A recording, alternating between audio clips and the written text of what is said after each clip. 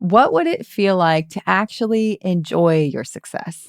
So, imposter syndrome, feeling like we're not good enough at something, can make it really hard to do that. The question is, how can you get to a place where you can actually enjoy the success that you work so hard for?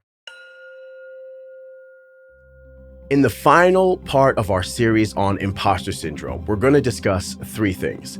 One, the role of resilience and self-belief in combating imposter syndrome. Two, how to celebrate and reclaim your successes. And three, future-oriented thinking to keep imposter syndrome at bay. Now, this automatically has me thinking about when I first started becoming a meditation teacher. Oh, yeah. I didn't even feel comfortable claiming the title as a meditation teacher for quite some time, many months into me actually being a teacher, because I'd say, oh no, I just guide meditations. To claim being a meditation teacher for me meant that I had to be something greater than I was, or I had to feel different than how I'd felt. And so I couldn't connect with it until finally I had to learn that that was just my insecurity showing up. That was that imposter syndrome showing up. I had to identify it at first, and it was a bit invisible to me. And then once I did, I had that conversation with that fear of rejection, and said, hey, I got this. It's okay. We're good to go. You can take the back seat. Thanks for trying to protect me from rejection and from failure. I appreciate what you're trying to do, but that's not necessary now. Imposter syndrome is not necessarily our enemy. It's just like what you're saying. It's a part of us that wants to protect us from an unknown, and success or taking on a new role is something that is normally something that we don't know. What it is, what it's going to be about. Are we safe? All that stuff. Our ego is like, wait a minute. Wait a second. This is unfamiliar territory. So here's our solutions to owning your successes while you battle imposter syndrome.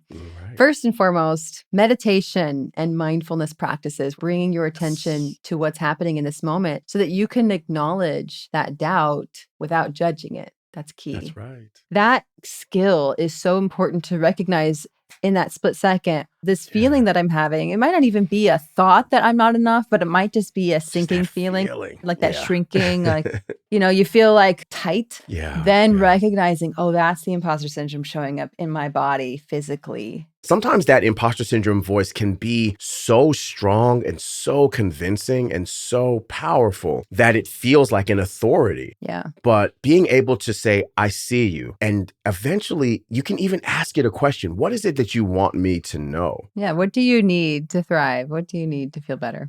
And a lot of times the answer will come immediately. I just need to feel safe. I just need to feel acknowledged, or I need to feel that I'm really up to this. I was listening to an interview with Rick Rubin, famous record producer. He says, as long as you like what you're doing, that is the success. As long as you are into whatever it is that you're doing, whether anybody or anybody else is into it or not, that's really secondary. You can celebrate yourself before the world knows what you're doing. This quote brings us into the second tip for how to work with imposter syndrome, taking the time to celebrate when you do things well, when you're proud of yourself. Just make the time. Treat yourself to something. It sounds silly. I like to treat myself to walks.